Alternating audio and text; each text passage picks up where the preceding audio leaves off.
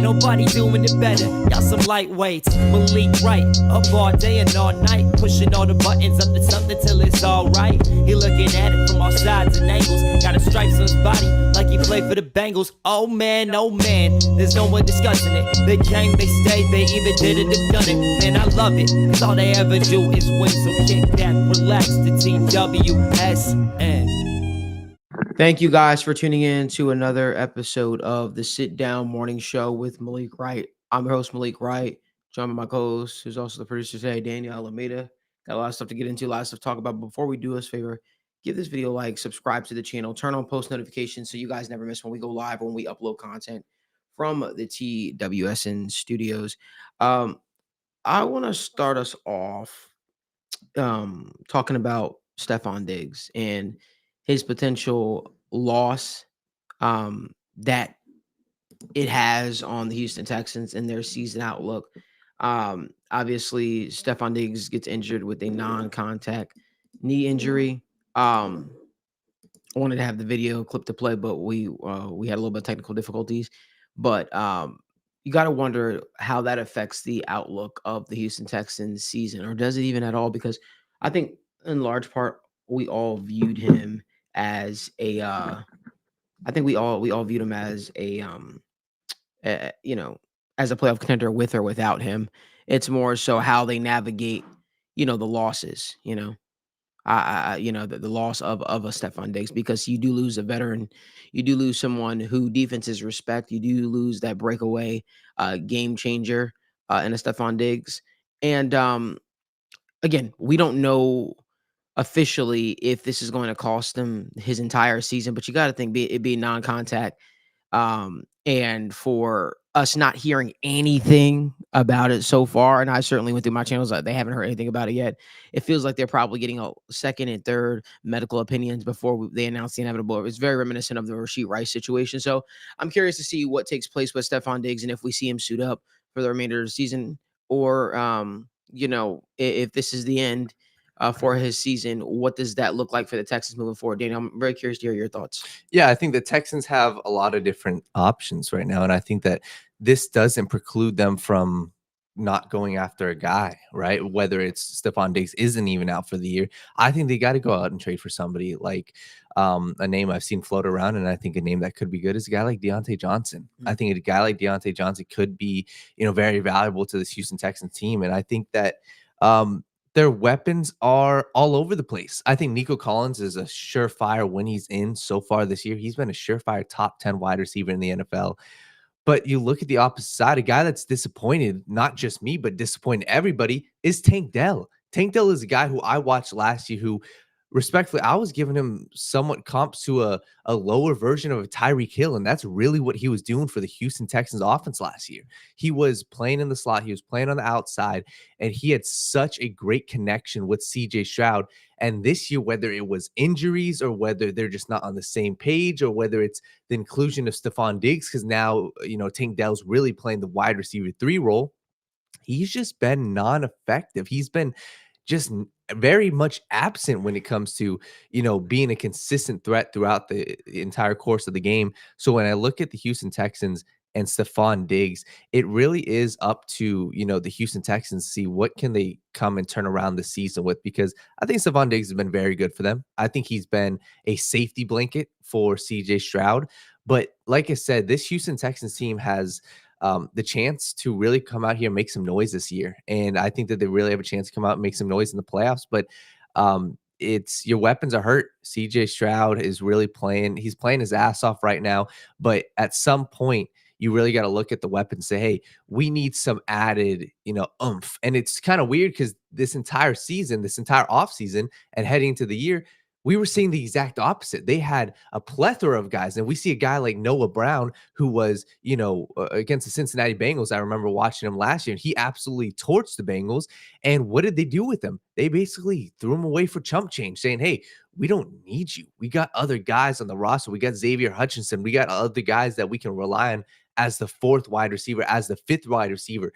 And now we see a guy like Noah Brown right now who's balling out for the Commanders. So I think the Houston Texans are in a tough spot. Obviously, you hate to lose your top 2 wide receivers, but I'm still confident in them, and I would be very shocked, in my opinion, and as we look at the trade deadline in the future, I'd be very shocked if they didn't go out there and trade for somebody. Like I said, Deontay Johnson's the first name that really pops out. He's a guy in Carolina who's on the final year of his contract. We saw, DeAndre Hopkins get traded for, not a very high pick. I think Deontay Johnson's worth less than that. So I think if I'm the Houston Texans, I think we could see a trade for somebody like Deontay Johnson for a 4th round or 5th round pick. So the Houston Texans, it remains to be seen how bad the injury is.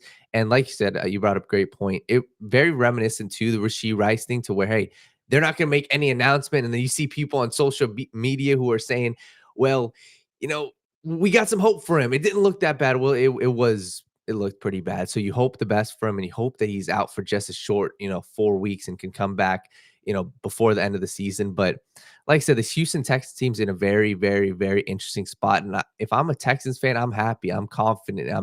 I'd be concerned about the wide receiver room, but all around what this team has put forth, and quite frankly, how they switched from the beginning of the season. Because Malik, if you remember, the beginning of the season, it didn't look too hot for them. They went up against the Minnesota Vikings. They got absolutely dog walked. And that's a game where we're like, okay, maybe teams are starting to figure out the CJ Stroud-led offense. Maybe teams are starting to figure out, hey, the Texans don't have an amazing offensive line. They just scheme things up well. They do great chipping, with the running back. But last year, maybe it was a fluke. No, it wasn't just a fluke. Maybe they're just a damn good football team, and Bobby Slowick's got them boys playing. And I think it really is going to come down to the health of their wide receivers, because they are missing Nico Collins. They are seriously missing a Tank Dell's presence. So with Stephon Diggs out and this current roster, I think the X factor is going to be Tank Dell. Tank Dell has to be a superstar. Tank Dell has to come out and be a guy who really is, coming out and showing that he's a star wide receiver, and he just has not been that. So that's how I look at this receiver core, and it really puts more pressure on guys like Dalton Schultz, and it really goes out and shows a guy that we touched on, in the post-game recap show for the Bengals, Joe Mixon. Joe Mixon has been playing his ass off. And quite frankly, you go look at what they were doing even without Joe Mixon. They were having some success. Cam Akers was looking good. Dare Ogunbowale was being, was praised as one of the best wide receiving running backs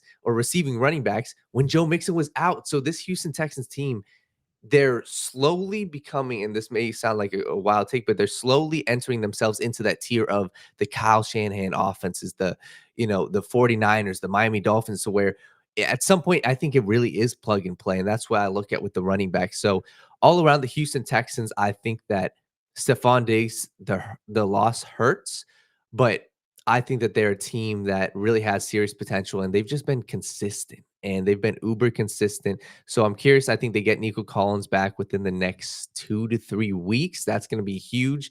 And it really is up to, and I keep harping on, but it really is up to Tank Dell to turn this, this passing attack around, because he truly has the X factor, I believe, to be a Tyreek Hill-esque wide receiver. He just hasn't shown it so far this year. So. Yeah, like I said, this is it's going to be interesting to see how the Texans put the pieces together. Obviously, you never want to see a player go out, especially a player that means so much to their offense. And even a veteran leader, even though I don't think he's always exhibited the best leadership qualities. It's gonna be interesting to see how they put that all together. If you guys do us a favor, give this video a like, subscribe to the channel, turn on post notifications so you guys never miss when we go live or when we upload content from the TWSN studios. Hey, listen, I want to get our guy, TWSN analyst Parker Blake, involved in the conversation for the next topic. Chiefs go out there and they trade for Josh Uche. The rich get richer. They're undefeated, the only undefeated team remaining in the NFL. But they understand the assignment. They understand that complacency is no room in the NFL for it. So, Park, I definitely have a lot to say. Let's bring Parker Blake in here. What's going on, my man? Hey, man, how y'all doing this morning? How y'all doing? I think brother. I'm hearing the tone shift in your voice. I think you know exactly how we're doing, man. It's unfortunate, and we're gonna definitely have that conversation. A lot of stuff that we want to get into, a lot of stuff that we want to talk about. But I would be remiss if I didn't jump into the conversation, man, and we didn't talk right away about the Chiefs trading for a Josh Uche, and they once again proved to everybody why they've been around, why they've stayed consistent, and they've changed their stripes. They've changed their guard from, what was it, 10, 15 years ago. They understood that, hey, if we're ever going to see a championship, we maybe need to change our philosophy up a little bit. Maybe we need to be a little bit more aggressive. I also think it doesn't hurt when you have the quarterback, even though he's not playing amazing this year, but when you have a quarterback like Patrick Mahomes, it's easy for you to go all in. It's easy for you to say, hey, we'll worry about the future and the future, because that's the right mentality to look at it. What can we do to keep our championship window open, to put ourselves in a situation in which our quarterback and our team have a chance at a championship each and every single year? Kudos to the Kansas City Chiefs. They didn't rest on their laurels. They didn't say, hey, you know what? We won a championship last year. We could just punt. Our receivers are out. We're missing pass rush help. We're just gonna tackle that all in the draft. No, you know what they did? They went out there. They traded for DeAndre Hopkins. Then they say, that's not enough. We're gonna go out there because we're an equal opportunist team, if you will. We're gonna go out there and we're gonna treat our defense with the same love, and we're gonna go out there and we're gonna trade for Josh Uche, who could help us in the pass rush department. I look at what the Chiefs have done, Parker, to be honest with you, man, and I admire them. I hope that a lot of organizations can look at this team, learn from this team, and say, hey, you know what? How can we get better for the future? How can we make this thing tick for the future? What does this thing look like if we do go all in? Because you know what? There's something to be said about a team wanting to win. There's something to be said about a team that understands that their championship window is now. They understand that their quarterback is in his prime now. So let's do everything in our power to get that guy over the hump, over the hump year after year after year. Parker, I'm really curious to hear what your thoughts are on the situation. I'm really curious to hear your thoughts on the way the Kansas City Chiefs attacked the free agent, not even free agency, but the trade deadline. And do you see any more moves for them coming down the pipeline? Yeah, I think first and foremost, the thing that I've noticed the most with their latest deals are just the value that they're getting. I mean, they got D Hop for fifth, conditional fourth. They got Uche for what, a sixth. I mean, it's crazy that they're bringing in these guys that I see as value adds early on. I know I talked about how I don't really think D Hop's the D Hop of old, but I still think that's great value for what you're getting out of him, especially in this offense, especially with how much you kind of need a guy at that spot. And I think the same thing with Uche. I mean, I think they do a great job of evaluating D-line talent. And I think you made a great point where, everything they do every offseason, whether it's the draft, it's free agent acquisition, it's trades, it all leans to like, hey, we believe in Pat and we believe in his ability to carry this team. And I think it's very similar to what you can say about the Jets, right? I mean, they brought a guy like Aaron Rodgers in and they said, hey, we believe in this guy. We'll build this team around him. Whatever we feel like can complement him, whatever he tells us that he feels like he needs, because we believe in his ability to carry this team to the end. And obviously it's working out a lot better for one of those teams than the other. But I think it speaks a lot to the faith that you have in your quarterback when you have that franchise guy that so many teams are chasing year after year after year.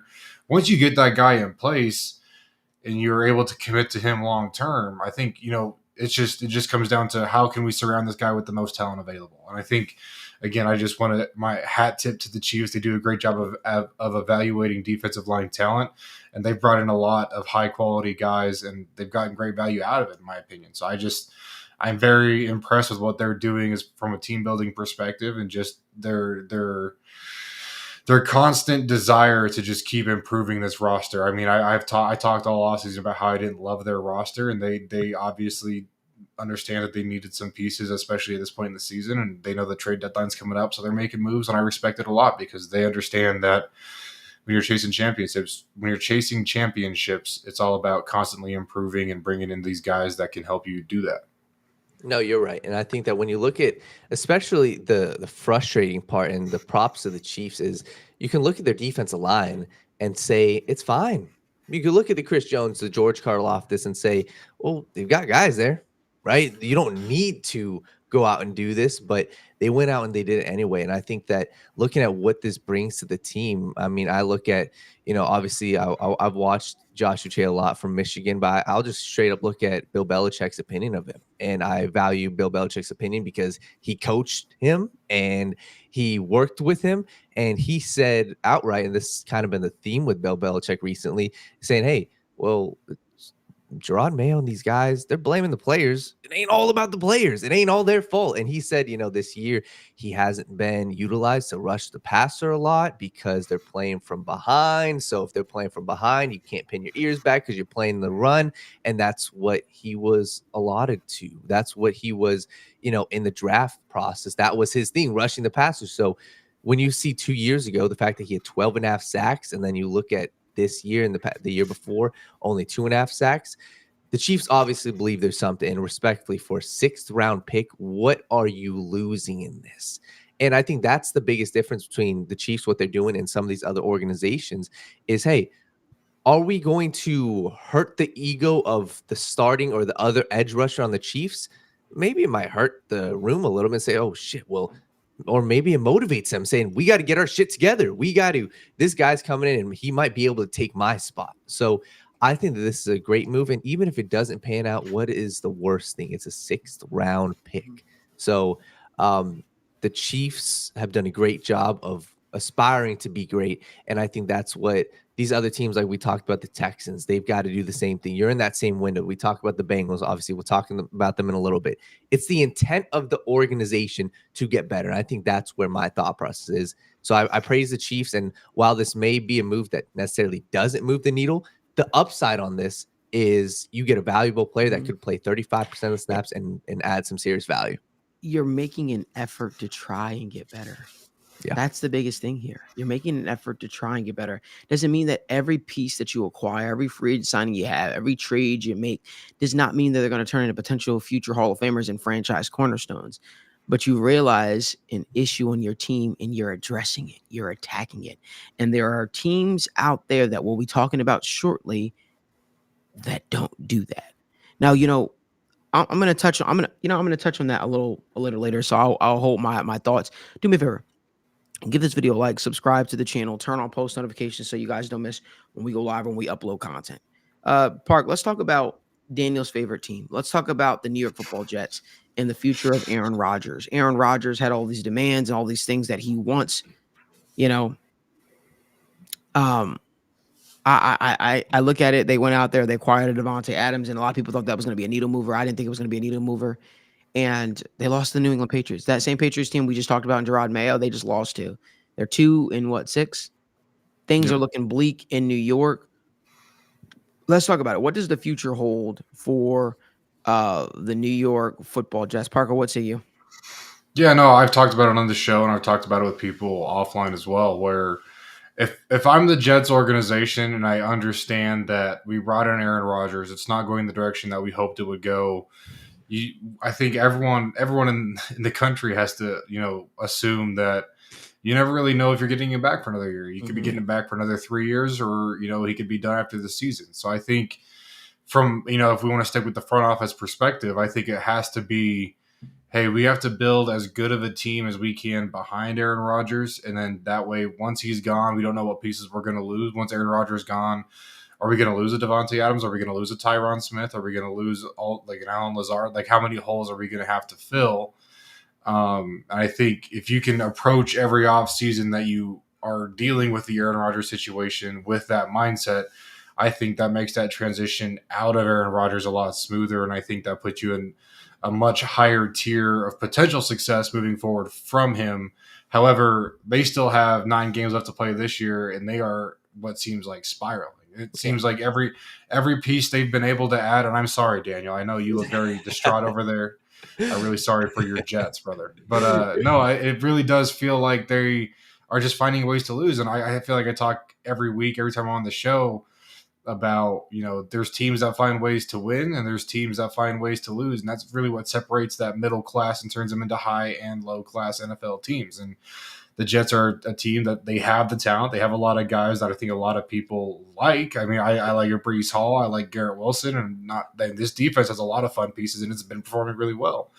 but this offense can't get out of its own way. It feels like everything is disjointed, and I feel like that's just what it's going to be for them for the next 9 games. I never saw this team as a playoff team. I never saw the hype behind this team, and now we're just seeing it live. I mean, I'm not necessarily surprised. I didn't necessarily think it would be this bad. However, I didn't think it couldn't be. So I think again, moving forward, you have to ride out the players you have, these vet guys that are in there that are probably not going anywhere as long as you have Rodgers, but you also have to anticipate, hey, when Rodgers is gone, who are we losing, quote unquote, and then who's stepping in for those people. No, you're right. And I think when you look at the Jets, what are their options? If you go and cut an Aaron Rodgers this offseason, you're coming with $45 million of dead cap. So it's probably not the greatest move. But at the same time, we discuss this. You have to find a backup plan. You have to find something that if all hell breaks loose, that you've got another option. The same thing, and maybe it's a conversation for all NFL teams when you look at your quarterback and you have to find a backup quarterback. But situation is really dire. And what I mean by that is you went all in on Aaron Rodgers. I'm talking to the front office, right? You sold your fan base on this idea of we're going to bring in Aaron Rodgers and be the Tom Brady Buccaneers. We're going to bring in Aaron Rodgers and be the Matt Stafford and the Los Angeles Rams and win a Super Bowl. Hell, you can't even win. Are you going to be a 500 team this year?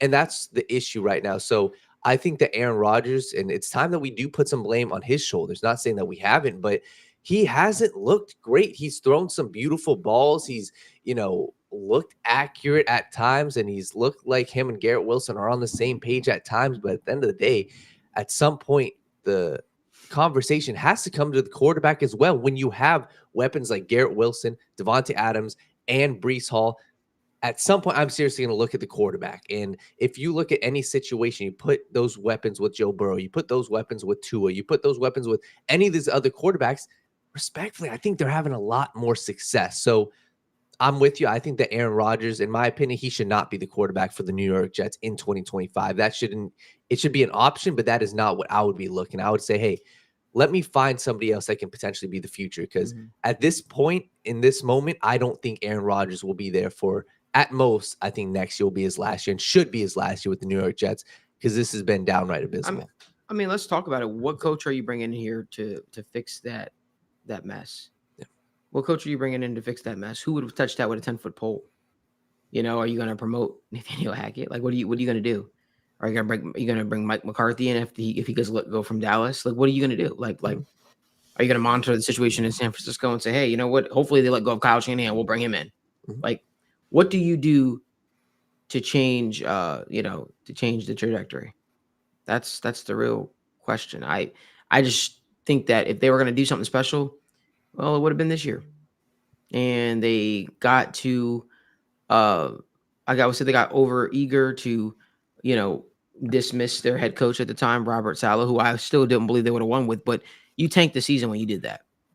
You basically said, hey, we don't know what we're doing this season, but what we do know is we got to move on off of this guy. Was Robert Saleh that bad to the point where you had to move off of him, mid-season? So for me, I think Aaron Rodgers has put this organization in a position, a very awkward position for me. A very awkward position that, is probably going to result in not obviously no championship, but will they even make the playoffs? Will they make the playoffs with Aaron Rodgers leading it?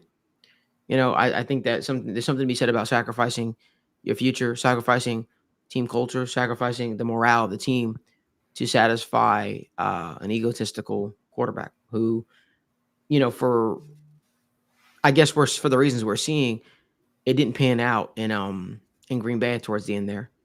And I was of the belief that maybe he wasn't playing up to the best of his standards because he just wanted to be moved, because the Packers had no interest in moving off of him. They wanted him to stay in Green Bay for his career.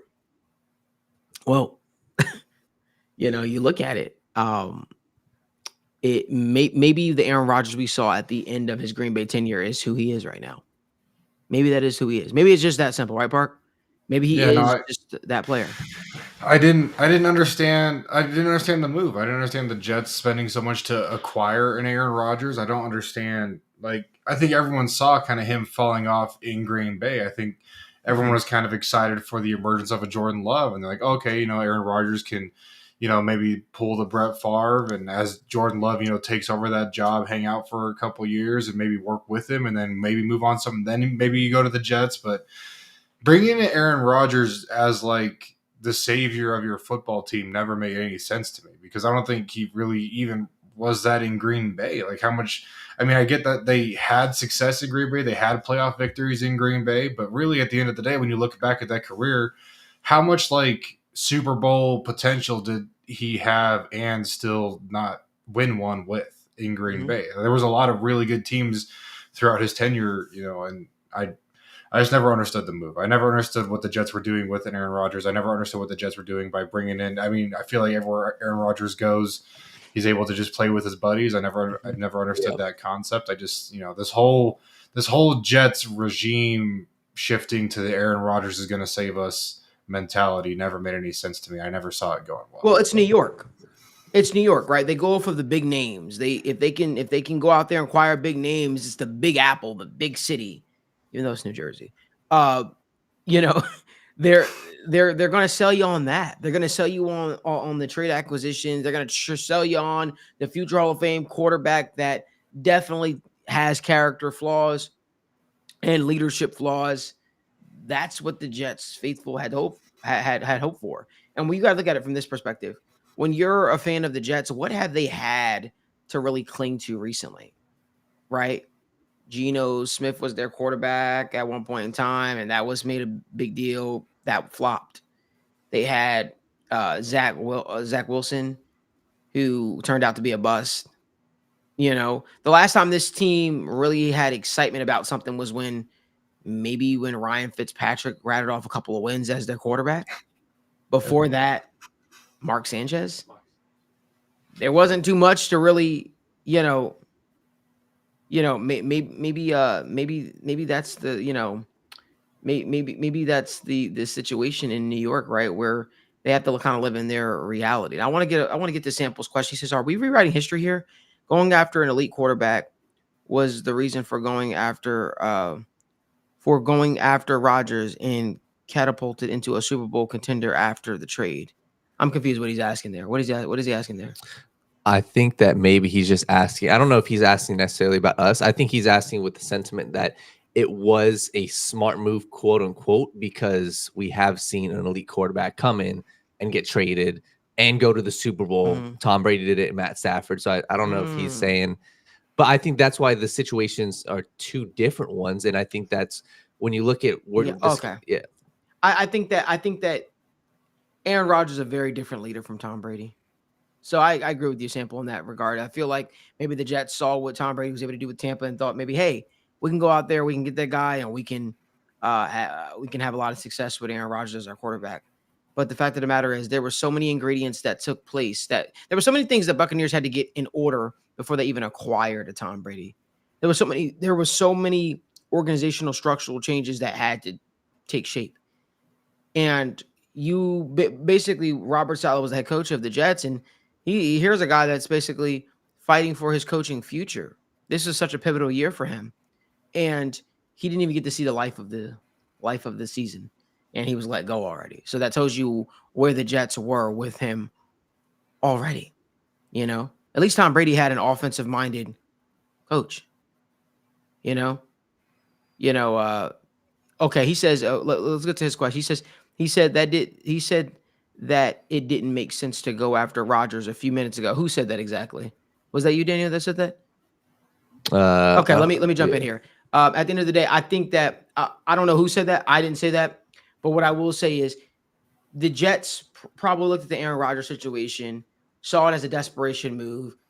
Their rookie quarterback, well, not rookie quarterback, but their first round pick that they drafted had not panned out. So they were clinging to hope. The only way to kind of suffice the fan base and not get this fan base up in arms and pissed off and upset, they had to make some type of a move because it was very clear they were stuck in the mud with a Zach Wilson at quarterback. And rather than just rebuild the entire prospect, because you do have a talented receiver in Garrett Wilson, you did make a lot of notable acquisitions to your team. Well, let's go out there, future Hall of Fame quarterback that is clearly on the outs with his team in the Packers. It made sense why they went after Aaron Rodgers, but make no Yep. mistake about it. They didn't think this thing through. It felt very forced. It felt like they were throwing a lot of shit to the wall, hoping that it stuck. And I'm be honest with you, after Aaron Rodgers blew his Achilles year one, all the air of Aaron Rodgers and the Jets, kind of went out the balloon, if you will. Yeah. All the excitement, all the air, all the potential that we talked about with this team having went out of the balloon for a little bit. So going into this year, it felt like, hey, you know what? Let's acquire this player. Let's acquire that player. Let's acquire Mike Williams. Let's acquire a Devontae Adams. You do all that kind of stuff with the thought process of trying to help your quarterback and Aaron Rodgers feel more comfortable and more settled into this new team. It did not pan out. And Eric Johnson, you're not saying anything anybody doesn't know. It's our job. He says Rodgers wanted to be where Hackett was, plain and simple. Rodgers wanted this. Well, the Broncos wanted Aaron Rodgers. That was their initial plan. That's why they hired Nathaniel Hackett. It didn't work out that way. But the fact of the matter is, Aaron Rodgers, this whole situation did not pan out the way that the Jets had, I guess, intended for it. Yeah. And my only pushback for that is I don't think they did enough proper planning. Yeah. I felt like the Aaron Rodgers. Remember, there was a lot of speculation of who was going to trade for Aaron Rodgers in that offseason. Would it be the Broncos, right?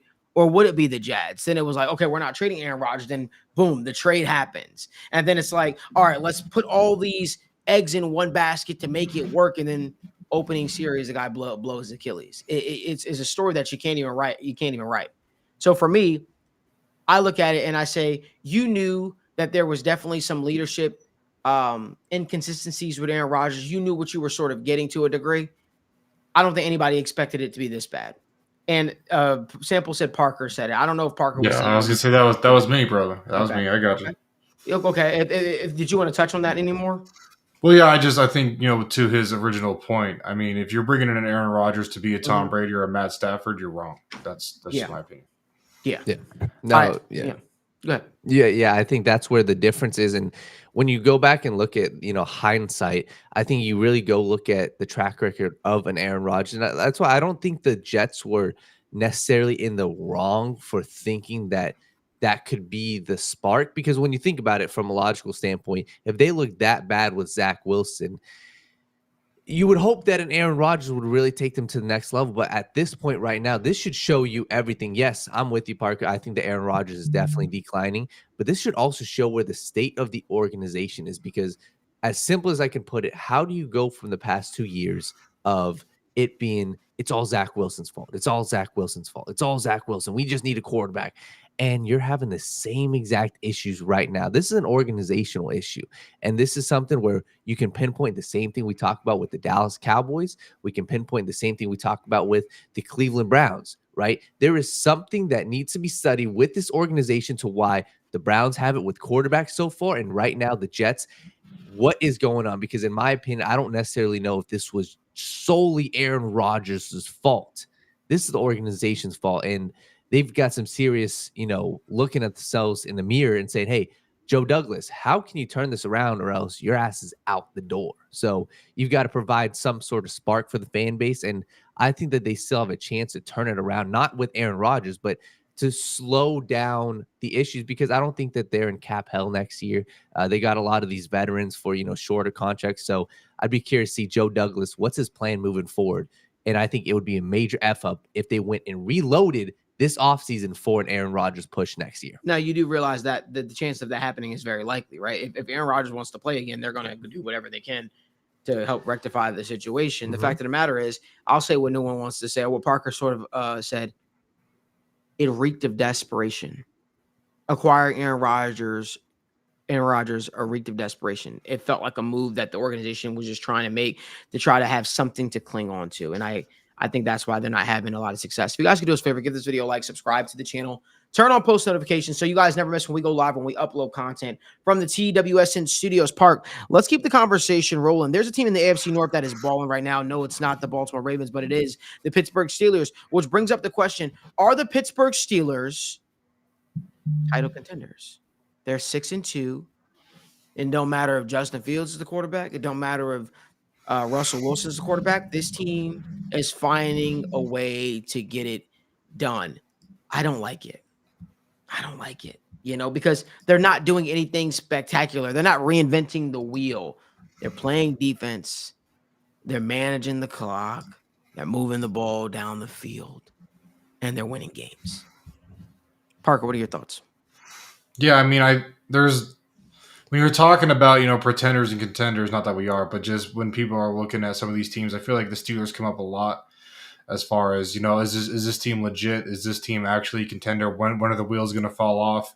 But I mean, if you look through, I mean, they don't have quality wins. I think that, I mean, they've beaten the Broncos, they've beaten, the Raiders, the Jets, the Giants. Like they're not beating these high level teams, but I think they're playing a level of football that you're not really designed to go and blow out teams like the Bills are. You're designed to honestly keep as many games as you can close and just try and get your defense to win games for you. And I think they're succeeding at that style of football. And I think that's what we expected when they came into the season, and they're just executing it at a high level. And the thing that I think people don't want to talk about is it's hard to beat that style of football. And I've talked about it for a long time, but especially like if you're a team, not that they are, but just for example, if you're a team looking to rebuild, you should always attack you should be your defense first. Go get a high level running back. They invested a lot in Najee Harris, whether he's performed up to that standard or not. I think fans will say that he hasn't until for just recently. But then you go and you invest in a defense and you invest in a punter. You go win the field position battle, and you find a defense that is hard to scheme for because it's a defense that can create turnovers, can create points, and can just, really keep your offense off the field, especially in today's NFL where you are trying to get that franchise quarterback who's going to carry your team and is going to be able to break games. And if he decides to take a game over, it's going to happen. You're going to win the game through that quarterback. But if you get these defenses out on the field that are relatively cheaper to invest in, then I think it can really turn around an organization a lot faster than people imagine. I mean, you right now, you're rocking, a combined room of Justin Fields, who wasn't even – that's a whole situation. But with Russell Wilson right now, and I mean, this team looks legit. And, like, it doesn't feel like there's necessarily an easy way to stop that. Because, you can stymie the offense, and that's great. But if you hold the offense to 7, the Steelers defense is going to shut you out. If you hold the Steelers offense to 17, they're going to allow 14 or less. And like that's just it's a style of football that isn't as entertaining to watch. People don't love watching it unless you're really a sicko, but I think it's awesome. It's fun to watch this Steelers team just show the NFL that defense still matters and defense can win championships. I think they're legit because it's hard to see really any offense right now that's going to provide a problem for the Steelers defense, to be honest. Yeah, I think that they're a fun team. And I think that it's not necessarily, like I said, it's not an exciting team, but it's a team that you really can dive deep into. And one thing you said, special teams. That's one of the reasons they won by 8 points. So I wasn't super impressed Monday Night Football, but I think they blocked a couple kicks. They easily, their special team was dominant yesterday, and it's been dominant for a long time. Kicker's been absolutely balling out. And I think that this is a team where this is kind of their MO, and this is what Mike Tomlin does. He's got a great culture, and I really like what they're doing. If we're talking about them being contenders, I think that they're fine, and that's where my issue comes in come playoff time is I think at some point come playoff time, you're going to need it always comes down to the quarterbacks, in my opinion. Yeah. You're going to need to have them come in and make a big-time play, and I think that they're a team where they're going to give a team a tough fight in the playoffs. I think they could even win one game, but is this team anything different than what I saw, in 2019 or 2020 when they faced the Browns in the playoffs? I don't think so. What about the same thing when they faced the Chiefs? I think that the only thing that's different now is they've obviously got a far better quarterback than I wonder if that was Hodges, or I forgot who was the quarterback there.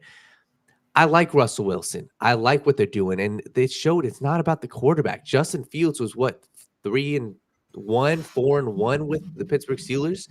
And it's not about the quarterback. It's about the culture. It's about the defense. It's about the little minute things that they're doing. And they're a very, very, very good football team.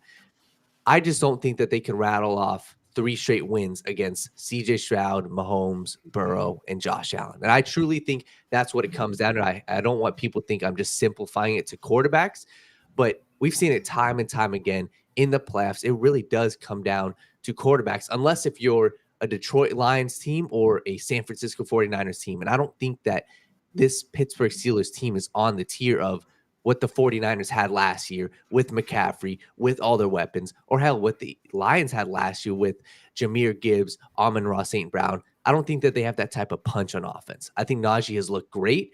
I think that George Pickens is a guy that has looked absurd with Russell Wilson. I love the chemistry they have, but I really think they're going to lack juice in the playoffs come playoff time.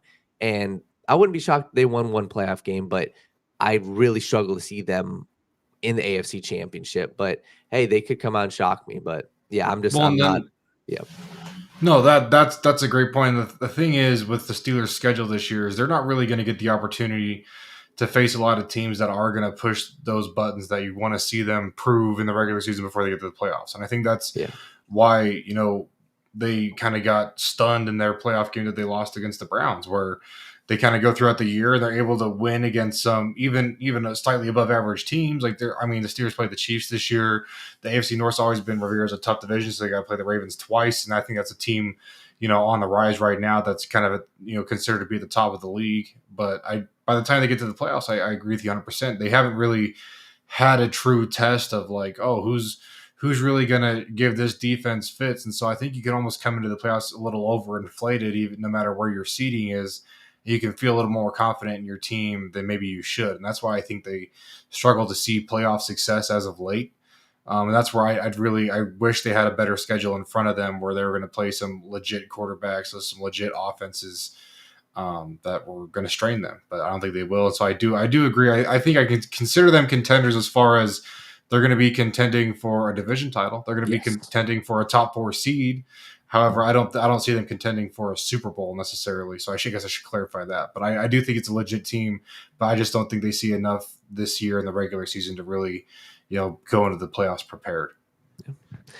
If you guys do us a favor, give this video a like, subscribe to the channel, and turn on post notifications so you guys never miss when we go live or upload content from the TWSN studios. We're going to get to our Zac Taylor talk, but before we do, I got to ask Parker. Parker, what is one take from NFL Week 8?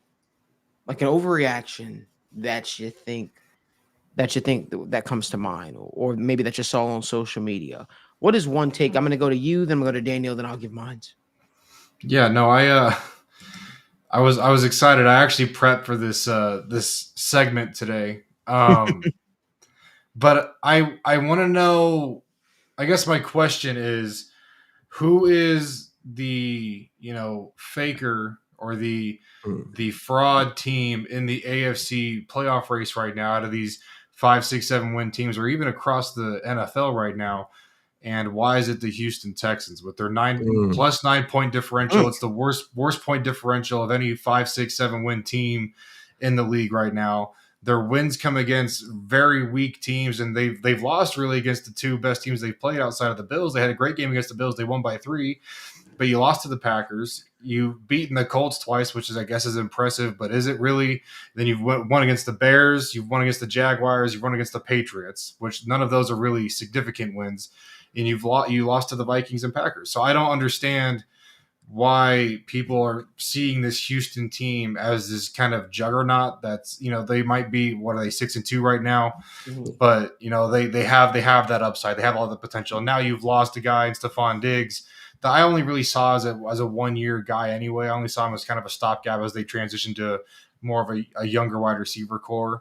But I just don't believe in this Texans team. I think they're really just stringing stuff together, and they're faking it till they make it. We'll see if they make it. Wow. Yeah, I don't agree with that, and I think that's gonna. They're a team that I really do think that they are one of the X factors in this AFC, and I'm with you. I think that there's a world where they don't have success. I just think I'm not too concerned about their schedule. I think that the Packers game was a perfect encapsulation of what this team is right now, to where CJ threw for like 80 yards and they were still in that game to the end. So I think I'm with you. And it's going to take, I think right now at this current moment, they may be pretenders, but I do think that if they can get that Tank Dell to come out and explode, we've seen Joe Mixon, this rushing attack, look great.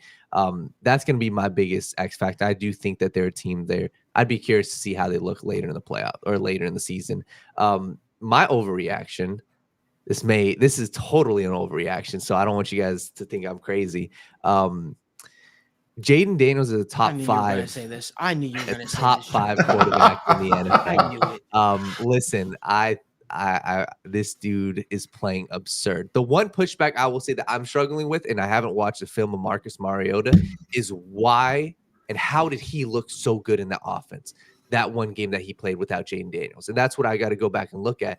But this offense looks so good under Jaden Daniels. And I'm not saying that he's going to be a future superstar, because I do think right now a lot of it is his legs. You look at, he's scrambling the most out of any quarterback in the NFL, but the way he's just making plays, and even go look at that Chicago Bears game, he was playing great. He threw for 340, no interceptions, and he was looking damn good. He wasn't the reason why they were on track to lose that game. They had multiple touchdowns called back by penalties. He has looked flawless. He has looked absurd. His deep ball is, from the first 2 weeks, it was, damn, the dude can't pass for a deep ball to save his life. And now he's one of the most accurate deep ball passers in the NFL. He's making plays outside of the structure, and he's going through his progressions. And he really is just an X factor to where, hey, Cliff Kingsbury and the offense, they're making it super easy, right? A ton of quick screens to the wide receivers.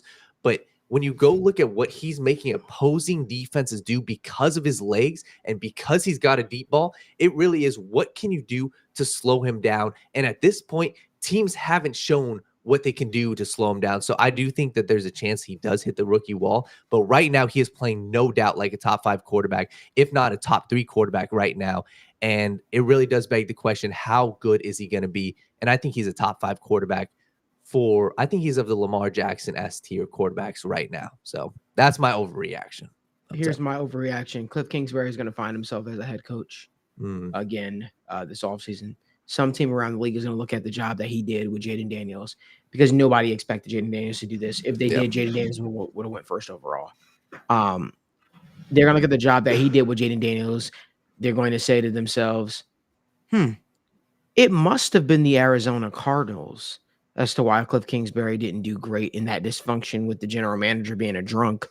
There must be a reason why Cliff Kingsbury didn't have success there. I mean, they're going to say, you know what? Let's do something that, has happened time and time again. Let's see if Cliff Kingsbury can actually be a good head coach, and they're going to hire him to be their head coach. And I'm wondering to myself, will it be a contender? Will it be a team that, maybe might find themselves looking for a head coach, but they have a roster in place already? But I could definitely see Cliff Kingsbury back on a sideline as a head coach next football season. One thing I will also say, overreaction wise, I think you're going to see some defensive coordinators get some head coaching candidates as well, head coaching consideration this offseason as well. I think Brian Flores will have his name right up there, for contention for a head coaching job. I just think that some of the job, I would say that some of these defense coordinators are doing around the league, it's bringing defense back almost. I think Ben Johnson will find himself as a head coach this upcoming year if he chooses to be. What did they put up 56 points or 50 some? That's absurd. So I definitely think Ben Johnson will find himself as a head coach at some point this year. I know my takes weren't really as like team oriented, but more so potential coaching oriented stuff. But that's something that I definitely could see happening. Do us a favor, guys. Give this video a like, subscribe to the channel, turn on post notifications so you guys don't miss when we go live or when we upload content. Hey, let's talk about the Bengals. We're keeping it on the head coaching talk. Is Zac Taylor on the hot seat? You guys certainly know what my thoughts are, and if you don't, you will hear shortly. Is Zac Taylor on the hot seat? Bengals aren't an organization that allows a lot to leak, unless it comes to me, of course. But Parker, I got to ask your thoughts on that, man. Do you think Zac Taylor is on the hot seat? I mean, I've had him on the hot seat personally. I know we talked about this a while ago. I guess I have to, with the Bengals organization, I have to ask, do you think, is that for my opinion, the fans' opinion, or the organization's opinion? Because I think it takes a lot to get Zac Taylor or any Bengals head coach to a legitimate hot seat situation just in the eyes of the Bengals front office. I mean, Yeah. fans talk for how long about how long Marvin Lewis was there. I mean, it even got to the point where even media was like, I don't understand, why they're not even considering a move with this guy. I do wonder if that's kind of the trajectory Zac Taylor's on. I know I brought it up where I thought the extension was weird. I didn't understand the timing of that extension, especially with how significant that was as far as the timeline goes. And I do wonder if the margin of error is, hey, just don't go under 500 and we don't even have this conversation. But if you go under 500, we at least have to have the conversation. If you could consider that a hot seat, then sure, he's on the hot seat, in my opinion, for the Bengals, front office. But I don't think that's the case. I think this guy could legitimately find a way to just 9-8 by the end of the year, maybe even miss the playoffs again. But I think he'd still be fine. I think he'd be in it for at least another year. But that's just where I'm at with it. I think he's going to have to seriously have this team underperform, and that's where people talk about the Bengals being sellers, and it's like I don't think they're going to be a seller. I think they're going to ride the wave until it goes under 500, and then they're going to potentially have that conversation. My issue with this whole discussion right now is how, and rightfully so, Bengals fans have a right to once again feel that, hey, nothing's ever going to change. The only thing that I will say is look at what the star players are alluding to right now, and that's what my thought process goes to, right? What is the culture of this locker room? What does this locker room feel about Zac Taylor? And I go look at somebody like Jamar Chase, Malik, you and Zim talked about on the post-game recap show, right? Like, hey, what is one dude that is always, unapologetically himself? And that's Jamar Chase. And what did he say after the game? He didn't say anything crazy, but stuff like this leads me to believe that there is blame to be passed towards Zac Taylor's head. He said, just one call I wish we could have taken back and changed to something else. But we called it and it happened. I don't mind being aggressive, just they were on it. He was talking about the 4th down play where, it was they got stopped, and that's kind of what changed the entire course of the game. And for right or for wrong, if your star wide receiver is putting blame on the head coach, because sure as hell in that moment, Jamar is saying it ain't on him. Like he's saying it didn't work out, but that wasn't my call. That's not my job. My job is not to call that play. And I feel like that's been a constant theme of the Zac Taylor era, especially when they are losing, right? And this isn't a place where, obviously winning cures all, but specifically with this team recently, a lot of it has been, hey, I'm doing my job. Joe Burrow at the beginning of the season, he's doing his job. And that's what concerns me with this Bengals locker room right now. Hey, there's a real world where if this season doesn't go according to plan, where Joe Burrow and Jamar Chase get visibly frustrated. And I would hope that the organization will look at how much money that they're paying Joe Burrow, how much money they're hopefully paying Jamar Chase, and say, hey, we have to value those two guys' input. And if those two guys are looking and saying, hey, well, we don't necessarily we ain't the reason why we losing right now. So I think that there's a serious world where Zac Taylor should be on the hot seat. And especially, I don't even think somebody's saying about the Raiders game. If you lose against the Raiders, I don't even consider that a hot seat. I consider that just inevitable at that point. If you go 3-6 to start the season, at that point, your season's pretty much lost and you're going to be losing the locker room after, 3 straight losses. At that point, that's not the hot seat, in my opinion. That's inevitable. He won't be, the head coach after this year. But that's when I look at the rest of the season is, hey, how do they finish off the season, right? Do they finish off the season on a hot streak, on a 6-game win streak after the bye week? Because if you do, that makes this decision a lot more difficult for the front office. Mm-hmm. And I don't know if it should be, because I feel like the tea leaves are there. I feel like everything is there for you on a silver platter. And we discussed this before, but this past game was pretty much indicative of what this organization is. Joe Burrow bails out the team on multiple occasions. The Giants game, he did it on, the play with Jamar Chase. He makes extremely amazing plays.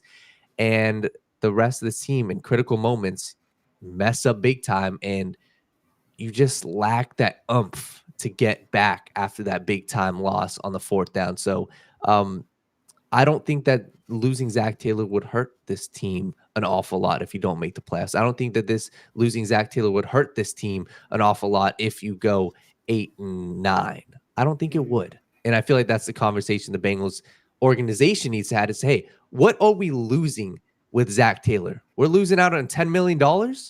Okay. But are we bringing in a head coach that we feel like takes us a step much closer to a Super Bowl, because I promise you, and Parker and Malik, you guys can both agree, a Super Bowl cures all. And that's my thought process right now, is the same philosophy with trading for players. If you lose out on $10 million in the future, if you lose out on a third round pick in the future, but you put yourself in a position where you're in the AFC Championship and you're right there for it, I don't give a damn what that third round pick means. I don't give a damn about the $10 million I paid Zac Taylor to sit on his ass if the season weren't to go well, but next year you give yourself a head coach and it puts you in a better position. So Hey, now $4.5 million. would it be $4.5 million, not 10 million? Yeah, Okay. that's what he's making. All right. All right. So that's where that's I don't know where I saw that $10 million. Maybe that was dead cap. How many more years does he have left on his He contract? signed through the 2026 season. So Okay. 2026 season would be, him and his coordinators all got extensions around that time. So $4.5 million a year. And that's where, if the season doesn't go to coordinating plan, it doesn't finish off, and you don't make the playoffs, and something's got to change. You would hope so. I just think the standard is 100% raised now. I think that even the Brown family could look at it and say, under no circumstances should this team be fighting for playoff lives, or not even in the playoff picture right now, with Joe Burrow healthy, with Jamar Chase out there, and with the talent that they have on the team. There's no room for it. There are teams that with less talented rosters that are out there that are in playoff contention, and the Bengals are not. This team is 0-4 at home. That matters to the family. It does. I think that the standard definitely does get raised when you go to a Super Bowl, and when you see how close you are and things don't plan out the way you expect them to.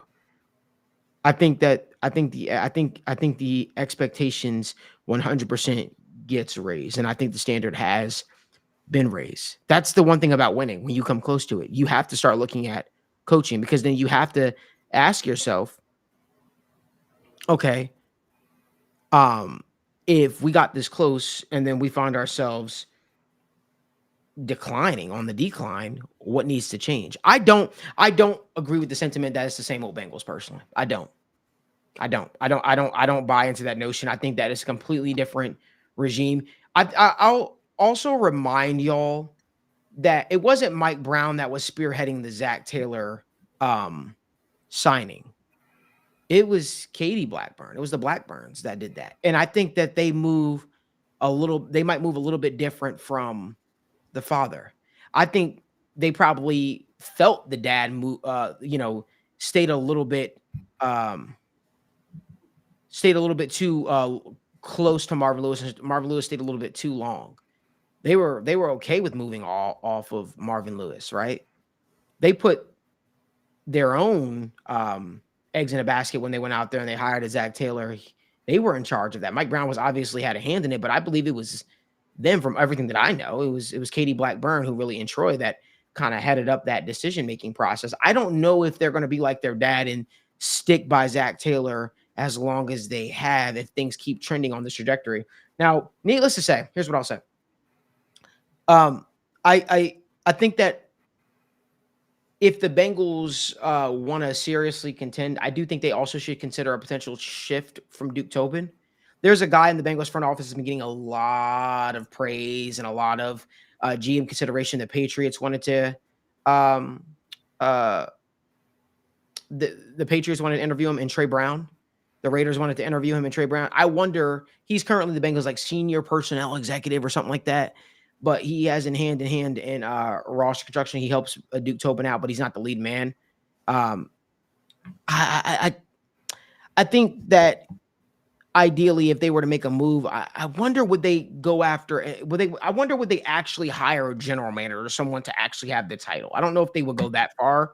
And I also don't know if the change would come from in-house or out. I have no idea, but I don't know. I think Trey Brown is a name that you would think that the family would consider if Duke Tobin was to step aside or whatever the case may be. But I also think for a team that talks about listening to their fan base and changing of the guard and wanting to sell tickets and wanting the fan base to be excited. I have a hard time seeing them not listen to the outcry of the fan base. If the fan base is unhappy, or they notice that the seats aren't being filled, or people not renewing their season tickets, I have a hard time seeing this team not being able to potentially change their stance or their positioning on a coach or a situation. I don't believe that it's the same old Cincinnati Bengals. I think that there's a couple of things that went into Mike Brown keeping Marvin Lewis as long as he did. One thing people have to realize, they had a friendship. They had a friendship, like a genuine friendship. They the way they talk about each other was like they were best friends. They met every single Monday. They would have conversations, and that was a relationship that lasted the better part of over 15 years.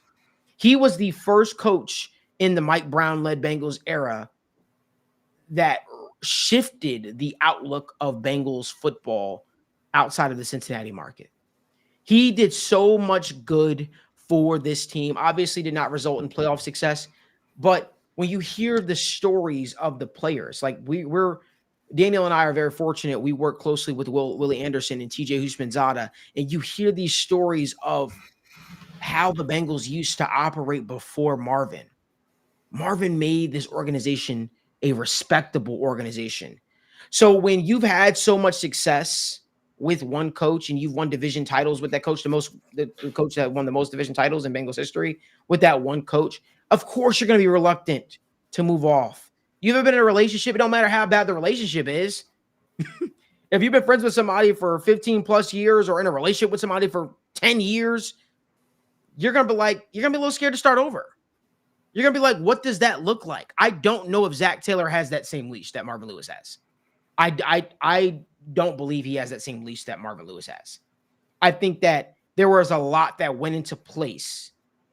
I think that there was a lot that went into place that allowed Marvin Lewis to build some favor with this organization. Remember, there was a point in time where Marvin Lewis was going to step down as the Bengals head coach. People don't remember that.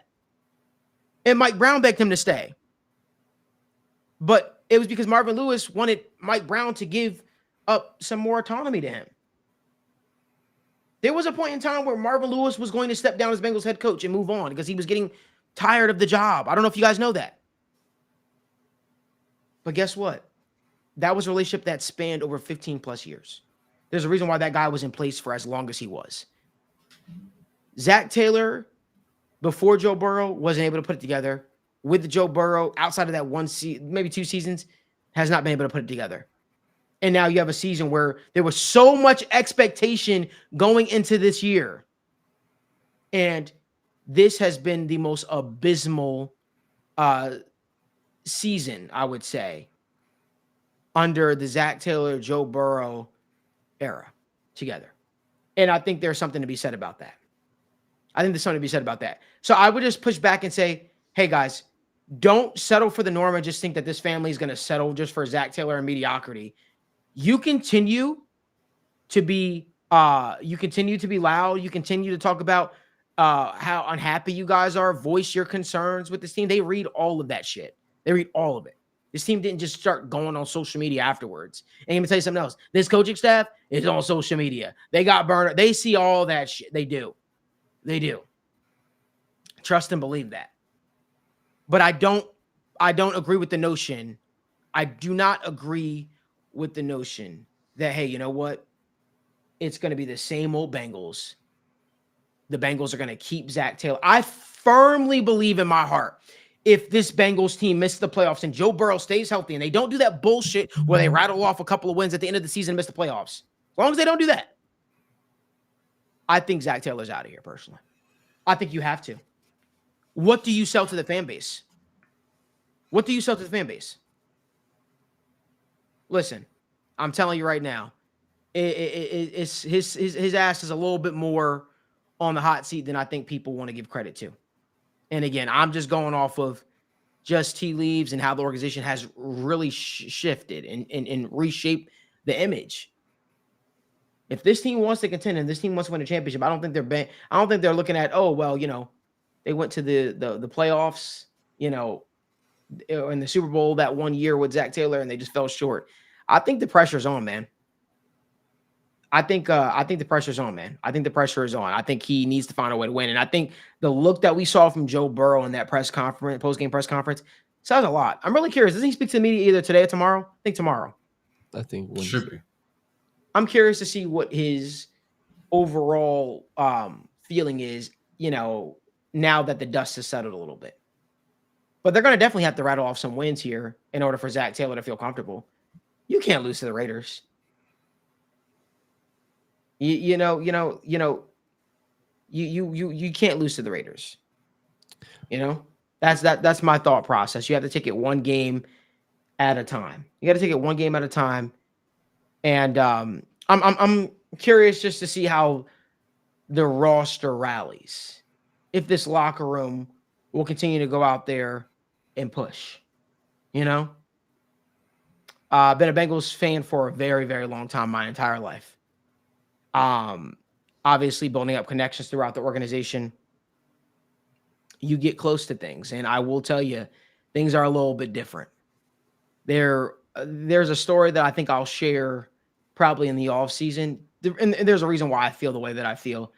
Let's just say shit got shaken up after their beginning of their first season together of the Zac Taylor, Lou Anarumo, Brian Callahan era. Things got shaken up, and it wasn't from a Zac Taylor thing. It was from a Blackburn Brown family situation that took place, to where I feel like they understand that if changes need to happen, changes will happen.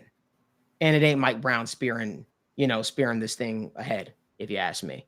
But guys, do us a favor, give this video a like, subscribe to the channel, turn on post notifications so you guys don't miss when we go live or when we upload content from the TWSN studios. Park, is there anything else that you want to add, man, before we head out of here, brother? With you? No, sir. I just, I think the biggest thing for me is no matter what kind of makeup you put on it the next 9 games, this team started out 3-5. Don't let anything that happens the rest of the season change that mindset. You got to remember, this team always gets off to slow starts, man. That's something you have to carry with you. I don't care if they finish, whatever it might be at the end of the year. You still started out 3-5, and you lost games you should not have been losing. So that's just something that I think about all the time. But I appreciate you having me on. Excited to get into this Bengals film today. Now that the all 22 is going to be released, I get my grades out today. That's what I got planned for the rest of the day, man. Always appreciate it. Our brother, we appreciate you too, man. And I look forward to being back live with you on Thursday. We won't have a State of the Jungle on Wednesday. We'll be doing State of the Jungle Thursday this week, actually. But I'll be doing 2 shows on Thursday, man. And I'm excited to talk with you, brother. Yeah, y'all take it easy, man. I'll see you then. Okay. Yes, sir, man. Yes, sir. Listen, guys, do a favor, give this video a like, subscribe to the channel, turn on post notifications. Let's get to our favorite NBA bets, Daniel, before we head out of here. Daniel, take it away. Yeah, so I'm definitely a huge fan of some of these bets that we got going on today. And once again, as always, make sure you guys go subscribe to the TWSN Patreon. You guys can go check out all the content that we got going on there. Yesterday, we had a pretty good day. There was a lot of, bets that we had that we rattled off, and we said some of them on the show, and some of them, Jalen Green, we had a decent amount that actually did well. So make sure you guys go subscribe. We've got the QR code right up here, so go check it out. We've got 4 games on today, a very small slate for the NBA, but to be honest, I personally like smaller slates because you can kind of dial in on specific plays. I'm looking at the first matchup, and it's the Denver Nuggets versus the Brooklyn Nets. It's a matchup that I personally really like, and I'm going to go with something super simple. It may sound like, a very chalky play, but give me Nikola Jokic's over in rebounds. The Denver Nuggets are a team where they are going to play Nikola Jokic 35 to 40 minutes, and they're facing a team in the Brooklyn Nets that can't rebound for shit, respectfully. They can't, and they're playing a lineup to where Nick Claxton is 7 foot, but he's only playing around 20 minutes a night right now. He's slowly ramping up. He didn't start last game, but he might be starting tonight. I'm not quite sure, but he is going to be a guy where Nikola Jokic can dominate him on the rebounds. I think 12.5 is just far too low for rebounding for Nikola Jokic. I really like that. And then when I look at one more, we've got a bunch more heading out onto the Patreon, But I'm looking at the Sacramento Kings. And the Kings are a team that I love betting on them. I love betting on De'Aaron Fox, Domantas Sabonis, even a Keegan Murray. But I'm looking at strictly De'Aaron Fox, and I think he's got a great matchup heading up against these Utah Jazz. The Utah Jazz point guard and shooting guard, they're not great defenders. Colin Sexton, Keontae George are two guys to where they're fast-paced, they're quick guys, quick twitch on offense, but their defense isn't great. So De'Aaron Fox's line is only at 23.5. And I know they added DeMar DeRozan, but I'm definitely looking at De'Aaron Fox to come out here and have a big-time game on Tuesday. So I like De'Aaron Fox's points. And if there's one more that I personally like, I definitely like, and this is a guy, he plays for the Golden State Warriors, been a huge fan of him for, the last year. And the New Orleans Pelicans can't rebound. They don't have a center in place. And their biggest guy really is Zion Williamson, who's 6'9". And I look at who's going to be rebounding for the Golden State Warriors, and it's Trace Jackson Davis. I think that Trace Jackson Davis has an amazing matchup here. Like I said, they've got Steph Curry, they've got Buddy Hield, but outside of that, nobody else is really scoring. Nobody else is really doing a whole lot for the Golden State Warriors. And I think Trace Jackson Davis is playing 30 minutes a night. He's the center heading up against a team that doesn't have a center. It really is that simple for me. Trace Jackson Davis over 17.5 points and rebounds. Like I said, that covers my ass if he goes out and has a good game points wise, but I'm very confident that he's going to come out. He's playing 30 minutes a night. And like I said, the matchup is absolutely amazing for him. So Trace Jackson Davis over 17.5 points, rebounds, and assists. I'm a huge fan of it. Man. Yeah, I like some of those plays. There's a couple of games on on tap for tonight that I'm a big fan of. Obviously, Dallas Mavericks taking on the Timberwolves, Nuggets taking over the Brooklyn Nets. Russell Westbrook has really disappointed me this season and his ability to get more points. I don't know. That's just something that I'm looking at. I'll have more plays, obviously, when they like a little bit right before the games. Obviously, I'll put them out on the Patreon. And make sure you guys subscribe to the TWSN Patreon if you haven't done so already. But here's what I'll say. Anthony Edwards over 26.5 points is a play that I absolutely love tonight. I love that play because I think that he's going to have a big game, especially going up against Luka. I think he's going to be looking to prove that he is the new face of the NBA, although I think Luka's better than him. As far as the Nuggets versus the Brooklyn Nets tonight, shockingly, it's only the Nuggets are only at minus 184 for that game. I'm taking the Nuggets money line, and you guys never hear me say take money line ever, but I'm definitely taking the Nuggets money line. I like Jokic's assist, and I think Jokic has a triple double tonight against the Nets. Over 8.5 assists, and that's sitting at plus money. So if you're looking to make yourself some money, tackle that. That's a play that I love. Those are two plays that I love. I have more picks on the TWSN Patreon, so make sure you guys subscribe to that. Make sure you guys keep it locked to what we're doing. The one thing I will say before we head out of here is regarding our Bengals talk. And I don't want people to sleep on this at all. Okay. On December 24th in 1991, the Bengals owner, Mike Brown, fired Sam Weish 3 years after a Super Bowl appearance. That's just some food for thought. After the end of this season, it'll make 3 years since Zac Taylor touched the Super Bowl with the Cincinnati Bengals. They did it once. It wouldn't shock me if they did it again. He's got to find a way to win. Ross is just too talented. And by the way, that was after in 1989 when he signed a 5-year contract with the Bengals. Right? So he had some years left on that deal, 2 to be exact. You know who else has 2 years left on the deal? Zac Taylor. So don't sleep. History has a funny way of repeating itself. Zac Taylor better find a way to start rattling off some wins here. It happened to Sam Weish. It can happen to him. We appreciate you guys for waking up, making us a part of your daily routine. Remember, there's only one way you should be waking up, talking sports, having the conversation, and that is the right way. We'll see you guys back here Thursday morning. We'll see you guys back here Thursday morning at 10 a.m. for another episode of the Sit Down Morning Show with Malik Wright.